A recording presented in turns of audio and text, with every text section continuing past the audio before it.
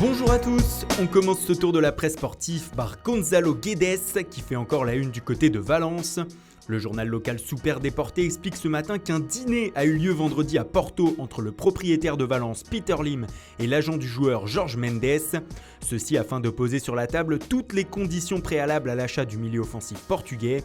Les Valencians sont plus que jamais déterminés à recruter définitivement l'attaquant qui appartient au Paris Saint-Germain. En Italie, une grande nouvelle s'affiche en une du Corriere dello Sport ce matin. Selon le média, Carlo Ancelotti serait tout proche de devenir le prochain sélectionneur de la sélection italienne.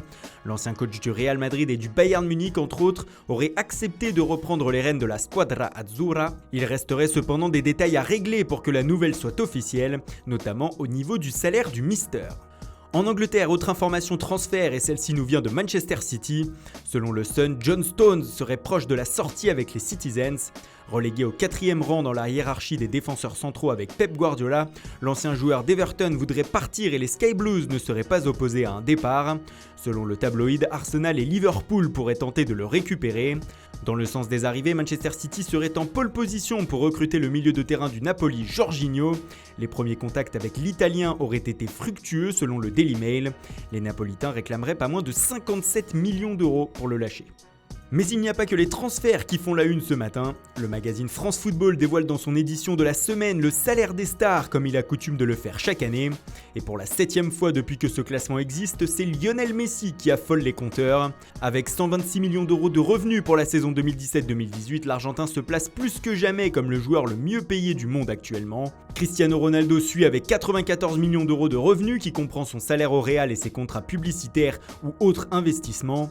Neymar monte lui sur la 3e marche du podium. Le joueur du Paris Saint-Germain s'est vu rémunéré à hauteur de 81,5 millions d'euros cette saison.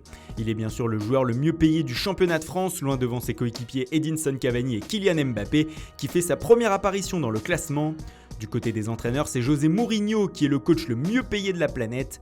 En cumulant son salaire, les primes et les contrats publicitaires, le Portugais culmine à 26 millions d'euros de revenus.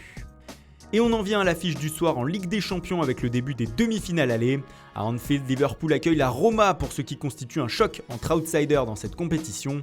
Il s'agit surtout de retrouvailles pour la star du moment Mohamed Salah. L'Égyptien qui évoluait à la Roma la saison passée sera le principal danger pour ses coéquipiers comme l'a rappelé Jürgen Klopp hier en conférence de presse. En Italie, on y croit aussi. La Roma veut réécrire l'histoire pour le Corriere dello Sport qui pour son édition à Rome a sorti la une des grands jours.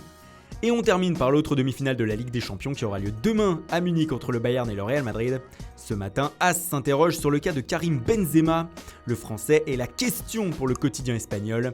Zinedine Zidane connaîtrait en effet sa composition d'équipe, mais s'interrogerait sur le fait de titulariser ou non Benzema en pointe. Si ce n'est pas le cas, Lucas Vazquez et Asensio sont pressentis pour prendre sa place. Voilà, c'est tout pour aujourd'hui. Merci pour votre fidélité. Bonne journée à tous et rendez-vous dès demain matin pour une nouvelle revue de presse.